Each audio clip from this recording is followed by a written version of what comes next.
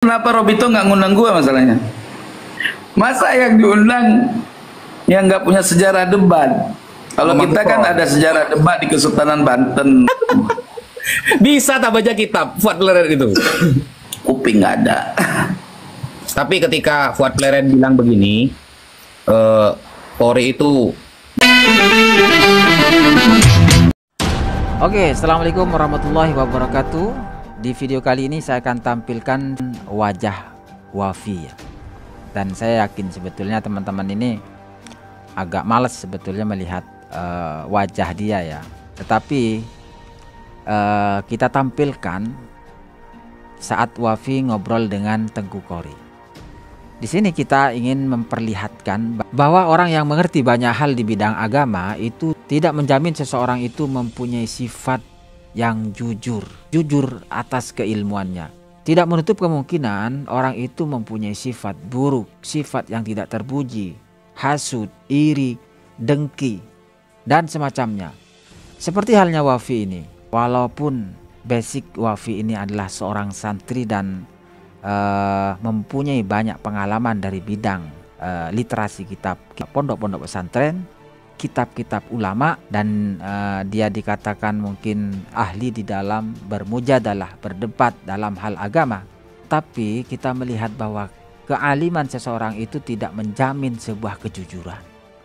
Karena alim dan kejujuran itu adalah kedua sifat yang berbeda. Kita lihat dari obrolan si Wafi ini dengan Tengku Kori, bagaimana dia berusaha untuk menggiring obrolannya dengan Tengku Kori, mengarahkan agar Tengku Kori ini berbicara banyak tentang keburukan-keburukan dari Kiai Imad dan juga yang lainnya. Namun usaha si Wafi ini kayaknya tidak berhasil. Nah, Tengku Kori justru memberikan fakta-fakta yang jujur tentang mereka. Dan di sini kita melihat ada kemunafikan melawan sebuah kejujuran. Ente ngomong masalah itu di belakang layar, gua kasih tahu nanti. Oh, siap. Kalau di sini kan alasan yang gue ingin sampaikan nggak pas gitu. Iya, nantilah saya datang ke tempat antum. Maksudnya itu saya insya Allah September Oktober ini ada beberapa kali lah ke Bekasi. Jadi saya itu kan sebenarnya pengennya itu diskusi ilmiah biasa lah. Maksudnya kayak gak ada apa-apa gitu loh. Tapi kok kayak ya kalau nggak, ya pertanyaannya kenapa Robito nggak ngundang gue masalahnya? Loh, karena dari pihak Keimat yang kita pandang dalam perkembangan nasab, jenengan sudah agak firok meskipun satu pemahaman ya. Tapi dari gerombolannya jenengan agak firok. Jadi kan kita gak tahu kan ada apa kan.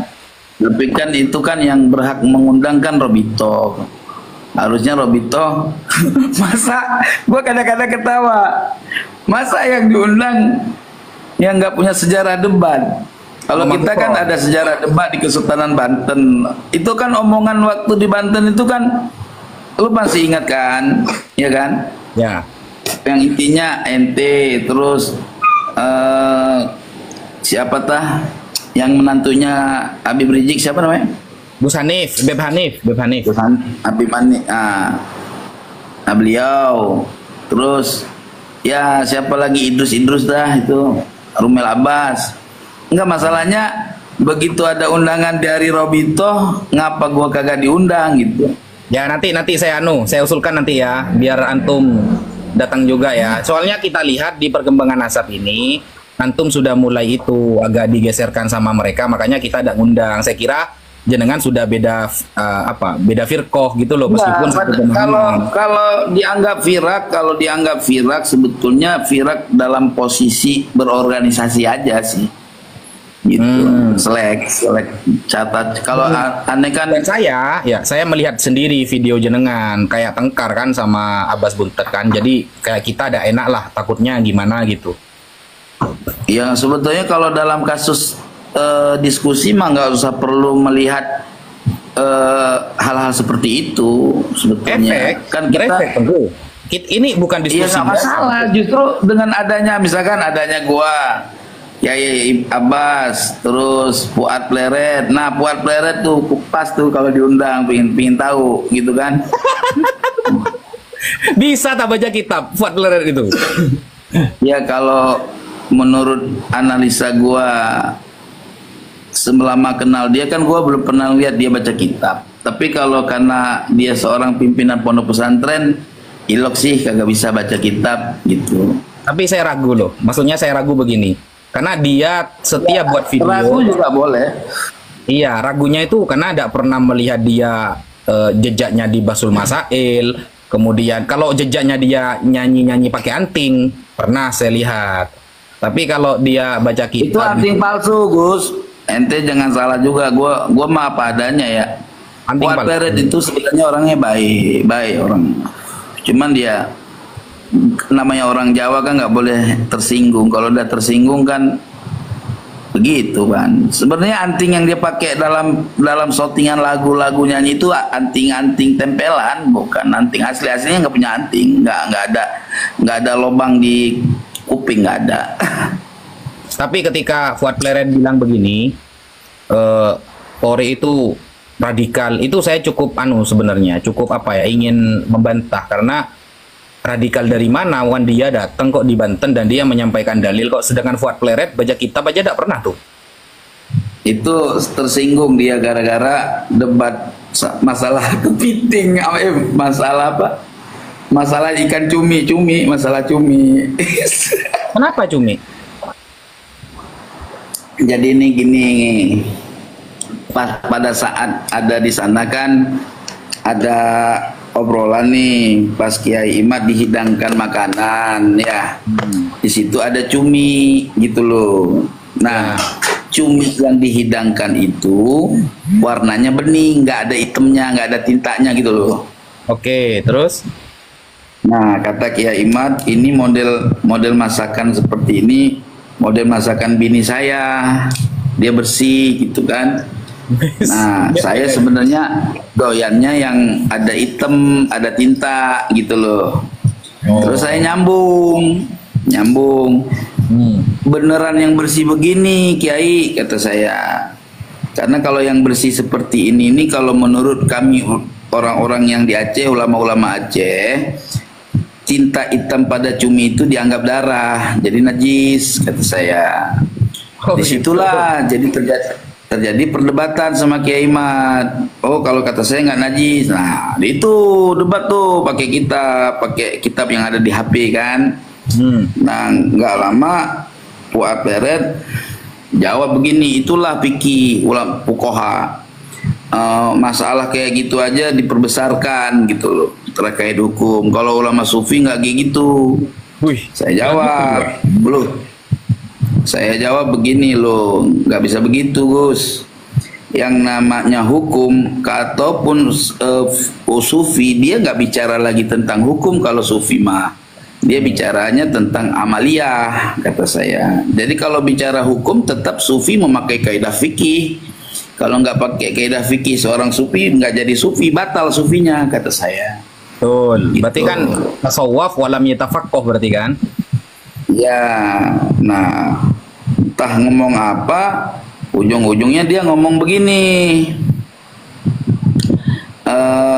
Tengku ini dalam perdebatan di Banten kita nggak yakin dia nih sebagai orang yang protesis gitu. Dia penyusup, dia masih Ba'alawi gitu. Gue dikata Ba'alawi sama dia, ya kan? Terus?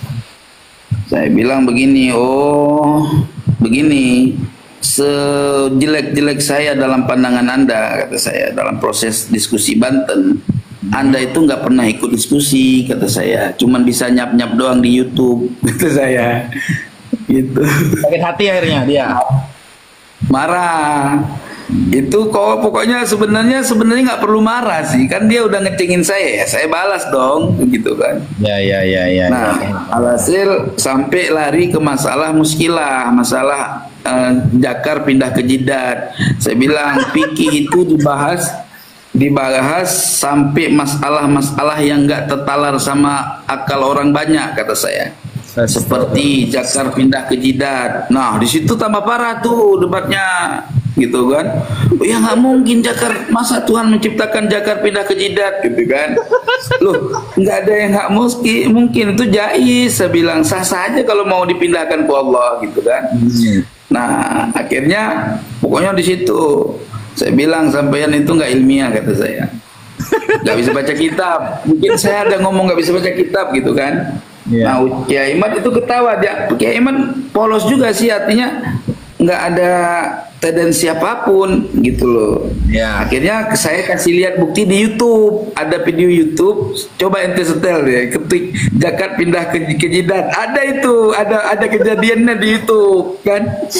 Nah, aneh liatin tuh video YouTube-nya. Nah, ini gimana pasal Mas dibahas secara fikihnya gimana tuh wudunya. Wudu kan basuh wajah. Begitu kita basuh wajah nyentuh jakar kan batal wudu, nggak kelar-kelar ini masalah. Saya bilang gitu kan. Iya. Pokoknya ya akhirat di situ ya terjadilah selek lah. Saya mas itulah kejadiannya. Sebetulnya nggak perlu marah sih kayak gitu, karena merasa dia sultan kali ya marah sampai sekarang. Ya gini alasannya, kalau saya pertimbangkan sebetulnya ada unsur kecurigaan terjadinya hal-hal yang framing sifatnya yang tidak baik lah, akan menjadikan hal kan di left kan itu dari awal sampai akhir kan nggak ya, akan ada. leftnya itu kan left dari intern TV apa itu TV Robito lah, artinya Kan bisa pinginnya kan mereka ditonton nanti kan, kalau memang dipotong-potongan bisa ditonton, itu left loh. ya. Tapi kan waktu kejadian Kesultanan Banten juga sama-sama left, tapi kenapa setelah diskusi kesimpulannya diskusi gagal, tidak menghasilkan satu keputusan, terus Buya Qurtubi malah menfatwakan diskusi itu menghasilkan nasabah alawi sahih. Itu juga kan nggak baik kan. Kita kan pelaku diskusi waktu itu. Kenapa Sebenarnya Tengku, kalau kita mau jujur ya, kita mau jujur, ini kan urusan Kiai Imad dengan Robito, kita gak ada urusan sama sekali, betul nggak? Betul, kita kan sebetulnya urusan kita cuma satu. Iya, sebenarnya kalau itu urusan Kiai Imad sama Robito Tengku, seharusnya ketika sekarang Robito, saya hanya sebagai tim peneliti loh, saya tidak akan bicara kalau gak disuruh, gitu loh. Iya, saya juga sama. Nah, jadi sekarang inilah waktunya sebenarnya ketika Robito menyambut tantangan itu, dan di kantor yang seharusnya Kiai Imad ini, karena sudah salah dari awal ya, seharusnya Kiai Imad caranya itu datang ke kantor Robito, sampaikan tesisnya, baru dikaji kan begitu seharusnya, karena sudah salah dari awal. Maka ini mumpung Robito mengantarkan surat mengundang beliau secara terhormat dan di-live-kan dari awal sampai akhir, dan ini sudah kesempatan antara Kiai Imad dengan Robito, sudah berdua ini. Nah, di sana akan hadir semua tuh pengurus Robito tuh. Kita sebenarnya angkat tangan. Cuma sebagai peneliti, kita itu cuma mengirimkan tulisan dan kita hadir di sana. Itu pun kita akan bicara kalau tidak diizinkan bicara. Ini Anda tanya jujur, ente jawab yang jujur ya. Ya, jangan ini kita terbuka aja lah. Sejujur-jujurnya, aneh kan nggak pernah berbicara framing bohong dalam masalah-masalah penting kayak gini kan, kecuali masalah yang lain. Oke, gini, di dalam diskusi yang diadakan di Robito itu kok ada jam-jam yang berbeda, pembahasan yang berbeda-beda. Berarti tujuannya di sini kalau dilihat daripada zohir maksud gitu loh. Hanya Kiai Imad aja yang mungkin diskusinya yang sifatnya nasab. Berarti yang sebenarnya hadir dalam diskusi ini sebenarnya yang target undangan tuh satu orang. Iya, Kiai Imad aja. Imad. Nah, adapun yang lain-lainnya itu dalam pembahasan yang berbeda gitu ya. Iya, karena sudah rame seperti contoh ya, kayak Ustadz Menem Ali membahasnya secara filologi. Nanti kita hadirkan juga yang paham filologi. Jadi untuk ilmu nasab murni fikihnya, ilmu nasab kan murni fikih nih, dan sejarah. Jadi itu Imad. Dan untuk Pak Gembul ya, kayak Guru Gembul, beliau kan sudah mulai banyak mengeluarkan statement ini dan itu nanti dipertanggungjawabkan karena bawa-bawa Habaib dan Robito.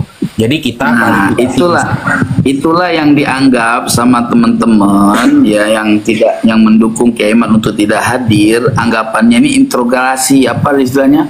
Loh, kayak seorang polisi manggil orang satu-satu gitu. Kalau interogasi nggak akan dilakukan, Tengku. Iya Kak, enggak. Ini kita nggak usah, kita nggak berpikir macam-macam ya. Artinya kita dengan alasan, dengan cara seperti itu kan orang wajar aja kan punya asumsi berpikir kan gitu kan, penilaian ya kan. Jadi penilaian orang-orang itu ada sistem diskusi, berarti Kiai Imad mau dikeroyok sendiri gitu kan. Oh enggak. Enggak. Nah itu jadi seperti interogasi. Toh andaikan Tengku ya, toh andaikan kan Kiai Imad bilang Tengku dalam video yang baru ini, hadirkan 20 orang di depan saya, cukup saya sendirian. Beliau seperti itu loh, keren kan? Kenapa kalau Ya, cuma keren sih. Iya, kalau cuma kita apa kan begitu? Apalagi ini yang menyambut langsung Robitoh yang beliau katakan nasabnya batal. Kenapa khawatir kan begitu?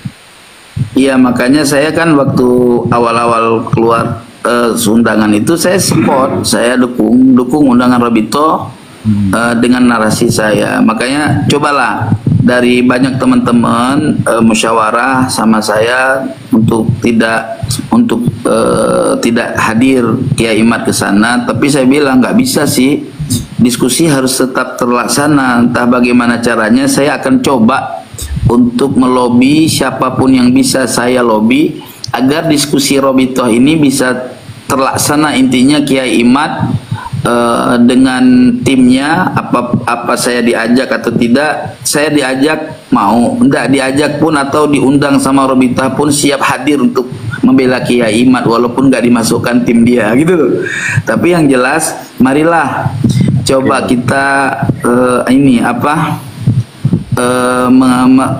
mengulanglah, membuat satu sistem diskusi baru yang memang mengikat sehingga tidak mungkin Kiai Imad tidak menjawab diskusi ini. Artinya harus berani, harus siap gitu loh.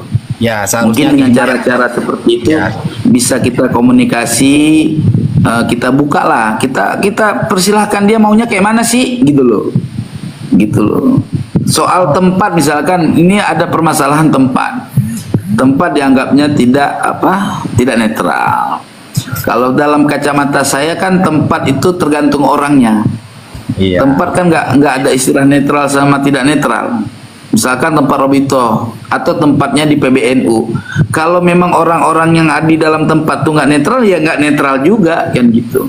Iya. Jadi ya soal tempat ya gimana kalau memang Robitoh harus pengurus Robitoh harus diskusinya di lembaga tersebut di Robitoh, ya berarti kita buka tim dulu lah, buat tim dari Kiai Imad, harus ada timnya 10 orang sebelum ada diskusi untuk membahas. Artinya ada panitia kayak di Sultanan Banten itu kan ada panitia itu semua.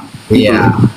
Cobalah kita arah ke situ. Kalau mudah-mudahan omongan saya itu ya saya nggak meyakinkan 100% yakin Kiai Imad mau, tapi saya punya janji.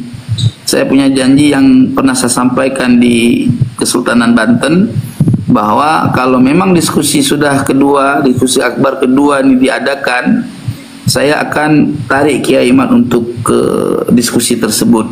Cuman saya tetap sebagai manusia biasa yang tidak punya kapasitas yang lebih bagus atau tinggi, yang jelas saya berusaha untuk menyampaikan kepada Kiai Imad. Terlepas kalau dia udah saya sampaikan dengan diskusi di Robitoh memang sudah sistematis, artinya sudah tidak ada kecurigaan apapun, Kiai Imad nggak mau, ya kita serahkan kepada kaum muslimin gitu loh. Ya. Yang jelas kita sudah berusaha mengadakan diskusi semaksimal mungkin. Timnya dari dia juga kita mintain untuk membuat suatu tim sukses panitia penyelenggaraan diskusi akbar gitu loh, Guru.